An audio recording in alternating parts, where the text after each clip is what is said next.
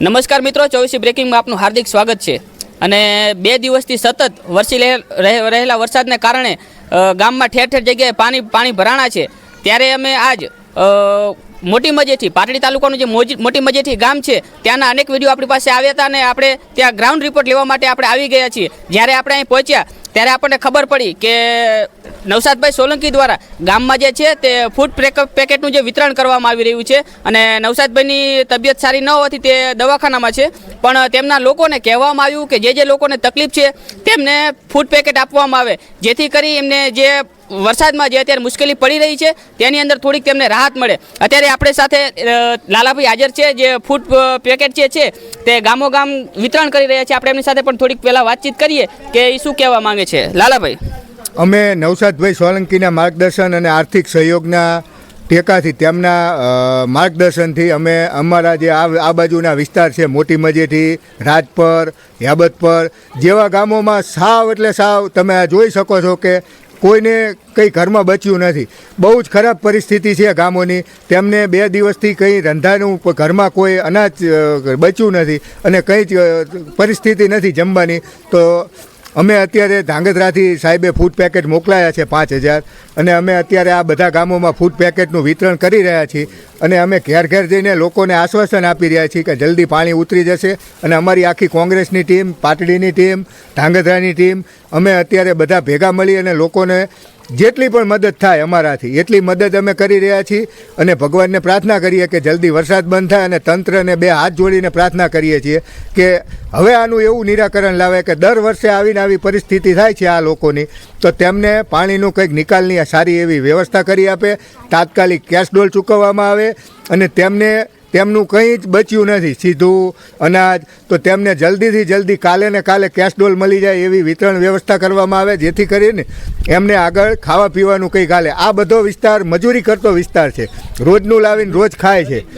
અરે બરાબર, એટલે એમના માટે અત્યારે ઘરમાં કંઈ તમે આમ જુઓ પરિસ્થિતિ, ઘરમાં કંઈ બચ્યું નથી, બધું અનાજ બધું પલળી ગયું છે. તો જલ્દીથી તેમને નવું સીધું આવે અને ઘરે ચૂલા ચાલુ થાય એવી વ્યવસ્થા સરકાર જલ્દી કરે એવી સરકારશ્રીને આપે. આપણે અત્યારે મોટી મજીઠીનો દલિતવાસ વિસ્તાર છે અને ત્યાં આપણે ઊભા છીએ. તમે અત્યારે જોઈ શકો છો કે અત્યારે જે પાણી છે તે અમને ટીચર સમાણું પાણી છે અને એની અંદરથી અત્યારે આપણે ગ્રાઉન્ડ રિપોર્ટ આપી રહ્યા છીએ. આપણે ગામના વ્યક્તિઓ સાથે પણ થોડીક વાતચીત કરવાની પ્રયત્ન કરીએ. કાકા, શું નામ તમારું અને કેવી પરિસ્થિતિ છે અત્યારે? પરિસ્થિતિ બહુ ખરાબ છે અને વારંવાર ફોન કરીએ કોઈ તાલુકામાં કોઈ સાંભળવા તૈયાર નથી. અમે કહ્યું કે ભાઈ અમારા માણસો કાલના બેસવાની પાણીની એટલું બધું પાણી આવ્યું, બેસવાની કે રાંધવાની કોઈ વ્યવસ્થા નથી, બધું અનાજ બગડી ગયું. બરાબર, કાલના ફોન કરીએ કોઈ અધિકારીઓ અહીં આવતા નથી. તો અમારા માણસોની માટે ગમે તે વ્યવસ્થા કરો, કોઈ જવાબ જ નહીં હાલતું. તો એની માટે ભાઈ આ વિકાસની વાત લઈને કોણ બેઠું હોય? ક્યાં વિકાસ પડ્યો હોય? હે, વિકાસ એમના ઓફિસમાં પડ્યો હોય કાંઈ અમારા ઘરમાં વિકાસ આવે અને જોવે તો ખ્યાલ આવે ને. હા, અને વર્ષો વર્ષ આ પોઝિશનમાં ટીડીઓ સાહેબ આવે, મામલેદાર સાહેબ આવે, હા ચલો આ ચોમાસા પછી તમારી વ્યવસ્થા થઈ જાય છે, ગટર નહીં ભાઈ આ બાંધકામ કરાવી નાખશું, આમ કરી નાખશું, કંઈ જ થતું નથી. અમે આમ નામ 20 વર્ષથી આ પોઝિશનમાં જીવી રહ્યા છીએ ભાઈ. એટલે આની માટે વ્યવસ્થા કરો, બસ મારી એટલી વિનંતી છે.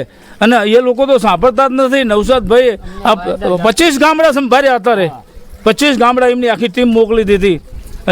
તો આ લોકો શું કરે અહીંયા બેઠા?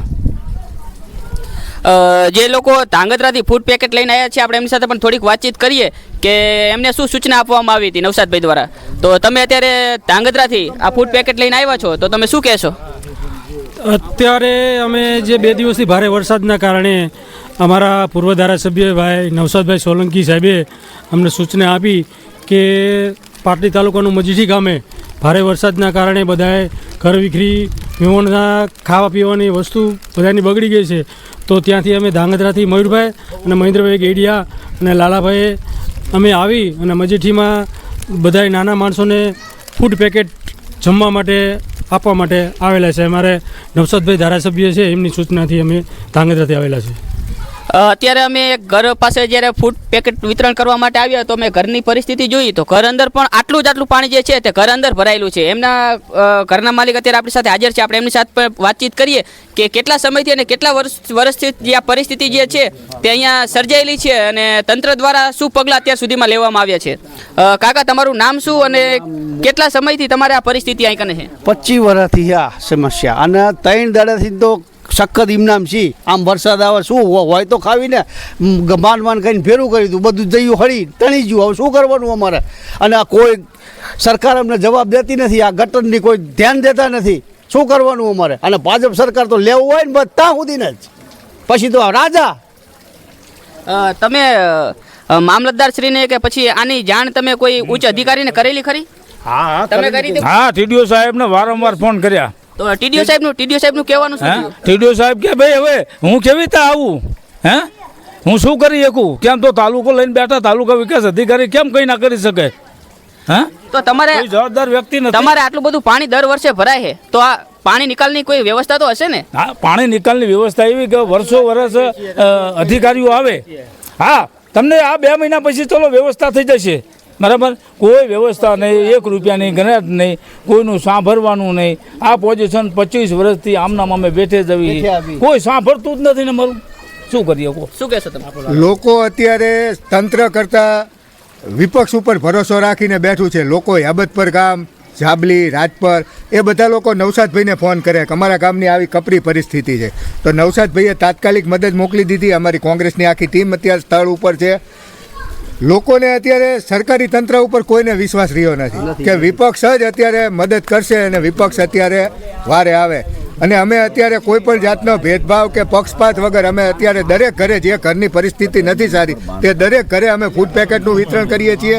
યાબત પર, રાજપર ગામે જવાય એવું નથી, પણ અમે અત્યારે કોઈ કરી છીએ કે વ્યવસ્થા તો જે ગામમાં પહોંચીને એ ગામમાં પણ ફૂડ પેકેટ અમે 5000 બનાવ્યા તો ત્યાં પણ અમે ઝડપી પહોંચાડી શકીએ. આવા જ ગ્રાઉન્ડ રિપોર્ટ જોવા માટે 24 બ્રેકિંગ સાથે જોડાયેલા રહો. અને તમારા ગામમાં પણ જો આ પરિસ્થિતિ હોય તો તમારા ગામના વિડીયો જે છે તે બનાવી અને અમારી ચેનલમાં વોટ્સઅપ કરો. બાયોમાં અમારો નંબર આપેલો છે, ચેનલની ઉપર પણ અમારો નંબર આપેલો છે. વરસાદના કારણે કોઈ પણ ખરાબ પરિસ્થિતિ સર્જાય તો વિડીયો બનાવી અને અમારી ચેનલ સુધી મોકલો. ધન્યવાદ.